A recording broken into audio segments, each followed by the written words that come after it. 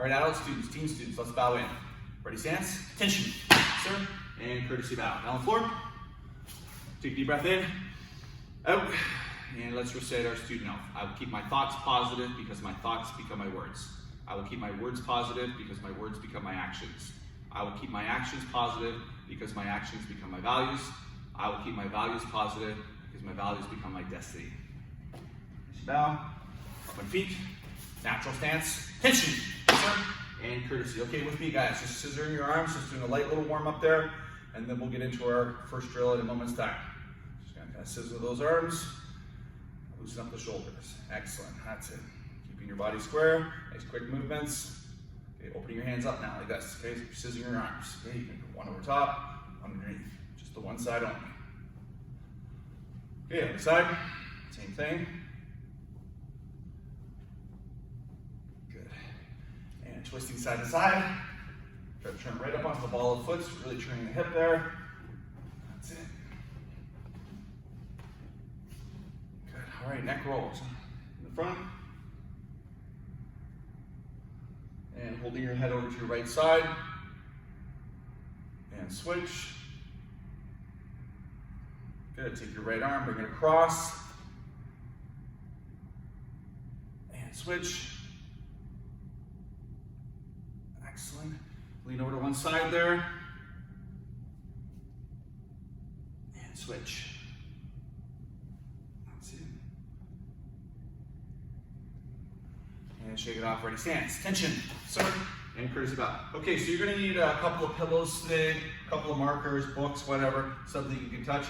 For the kids, they're so young, it doesn't matter so much, when they do the movements, make a little bit of a mistake, but adults sometimes pay the price when form is not good. So I do want to break down how to do this properly so that you don't injure yourself at home. So you're going to stand square, you're going to sprint over, you're going to bend from the knees, right? I don't want to see you do this, right? Because that's a lot of tension on the lower back, right? So really the legs should be engaged, just like you're sitting in a chair like that. You're going to come up, you're going to sprint over, touch, back over here, touch, back over, and you're going to do that back and forth, right? For about a full minute without stopping. All right, so on my go, when I say go, you got your hands up, and as quick as you can, touch, right, sprint over, touch, right, and keep going without stopping.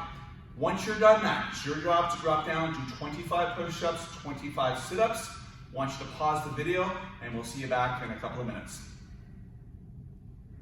All right, now that we're back, we're gonna borrow Sensei Ben for round 2. Similar to round 1, Sensei Ben's in the middle here this time. He's got his hands up. He's gonna sprint over to the box there, cone. He'll touch it, he'll throw a side kick, and then he'll run over to the other side, touch it, side kicks. You'll notice we have our cones spaced out a little bit so that there's a little bit of a run there. The closer they are, the easier it's going to be. So you might want to space yours out as well. He's going to demonstrate that 4 or 5 times as fast as he can. Go. Awesome. Good job, Sensei Ben, that's it. Good, bend into the knees there, bend to the knees, get your head up there. Yes, it's like sitting in a chair. Okay, you're going to do that for another minute without stopping. Once you're done, I need you to do 25 push-ups, 25 sit-ups, and we'll see you back in a couple of minutes. All right, now that we're back, we're moving into round 3. So on round 3, Sensei Ben's going to run over. He's going to touch the cone this time, and he's going to do that same side kick, and then a front kick to the middle with the other leg. And he'll go over, bend from the knees, side kicks, front kicks. Right, he's going to demonstrate that again, nice and fast, so you guys can see at home. Go. Good job, Sensei Ben, that's it. Don't forget that front kick, 4 parts. Good technique, awesome, and relax. Before you start this round, you might want to spend a couple of minutes making sure you have the coordination down before you get right into it. Right? Once you do think you have it, you're going to set the time for another minute. You're going to do another 25 push-ups and another 25 sit-ups, and then we're going to see you back for round 4. You can pause the video right now. All right, our final round. Sensei Ben is here this time. So this time he's running over to the cone. This one's a little trickier. Bend to the knees, side kick, front kick, and then he's going to actually kick with the same leg. So to break this down, he'll lift his other leg and then switch. And he'll take a couple steps over, throws his side kick, throws his front kick, and then he's going to switch. All right, he's going to show you that one nice and fast, 4 or 5 times. Go. Good. Always bending from the hips there. right? So we're not hurting our back there. And we're doing proper technique, engaging the legs. Very good, Sensei Ben. One more. And relax. Okay, thank you, Sensei Ben. So what you guys have to do at this point here is pause the video. You're gonna do another 25 push-ups and 25 sit-ups. And once you guys have done it for a full minute, we'll see you back shortly with a really good stretch.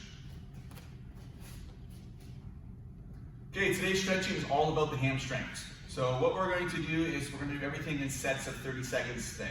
So we're going to show you about 4 or 5 different positions, and then you're going to work through this for a good full 5-10 minutes or so. But really focus today is on the back of the legs, not so much on the hips. Right, so the first one, you're going to start with your feet together, pretty simple. Legs are straight, you're going to reach down, right? Your job is to hold that position. You're going to do a full 30 count. Once you're done that first 30, you're then going to reach over and then cross your leg. Right, so if you need to pause each time, that's totally fine. But this will be the position that you will hold for another full 30 seconds. So you're concentrating on one leg. Okay, so we're at the minute mark. Then from there, we're going to switch over, right? Watch your balance there, reach down, and then we're going for another full minute as well. 30 seconds, sorry. Okay, at that point there, we take about a shoulder width stance. So we don't have our feet together anymore. So this is number 4. Legs are straight. We're going down, trying to get the fingers, the knuckles, the palms, and we're holding that position for another 30 seconds.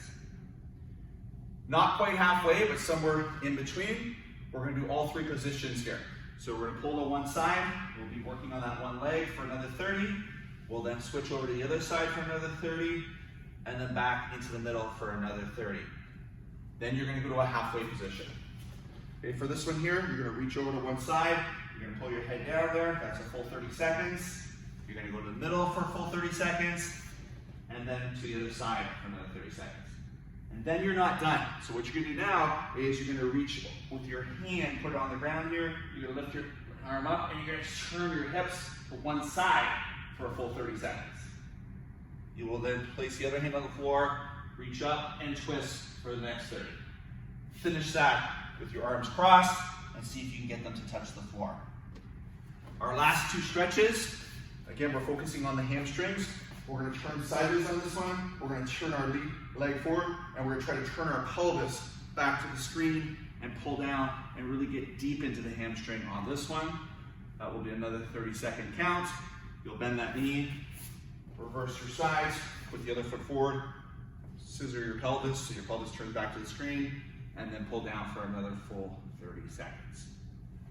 All right, that'll get you about 7-8 minutes of stretching. You can certainly repeat that drill more than once. You'll be quite sore the next day there, so obviously watch that you don't overdo it. But this would be great for the kicking drill that we're about to do on our round 4 for block and punch drills.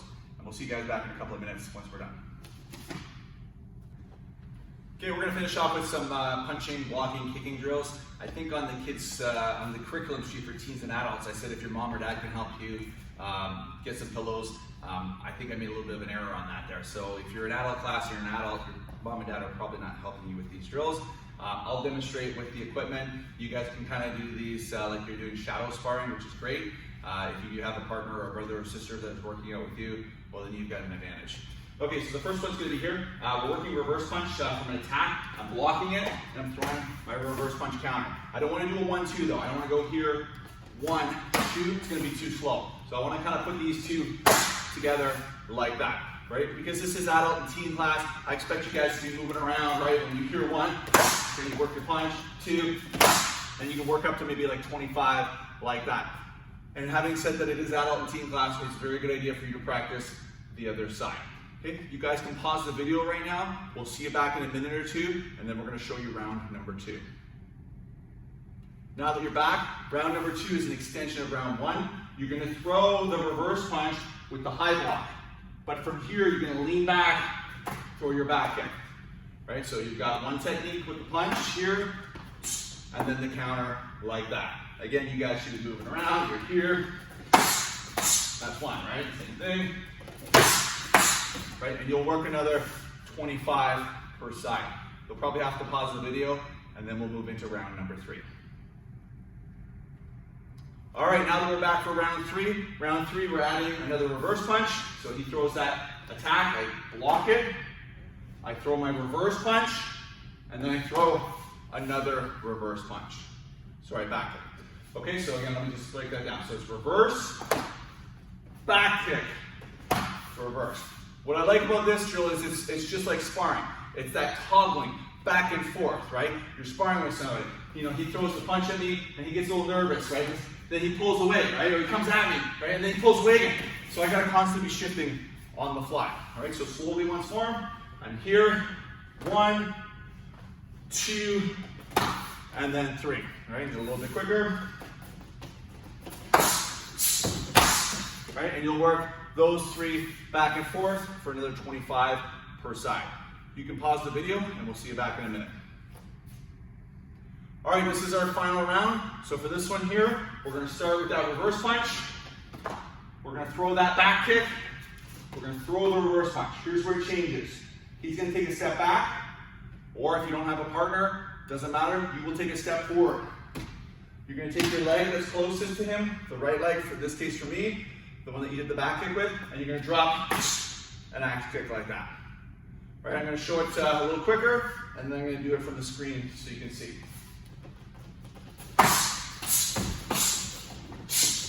Like that. All right, I'm gonna show this way now. So we're here, it's reverse punch, shift back, back kick, reverse. Step, your leg, the kick, what you do your back kick with, it's gonna lift and come to the inside of the body. Axe kicks always start on the inside and they travel out, and then what'll happen is it'll come up and down like that. So over here, 1, 2, 3, and 4. All right, work on that, see if you can get up to 25 per side, and then we're gonna call it a class. We'll see you back in a minute. All right, to wrap up class today, and we were talking to kids about the law of familiarity. Obviously, you guys are teens and adults. It doesn't really necessarily apply, at least I hope it doesn't. But sometimes with training, you get familiar with something, and you kind of rely on certain things. I know in sparring, I'm guilty for it. I'll kind of pick a couple of techniques that I know I can pull off, and I'll kind of go back to them. And that's great when your competition level's a little lower. But if you really want to up your game, sometimes you got to take yourself out of your comfort zone and try things that are a little bit harder or a little more difficult. So when you're doing your katas at the end of today's class, you know, look for something different. Maybe you're focusing on getting your kicks a little higher.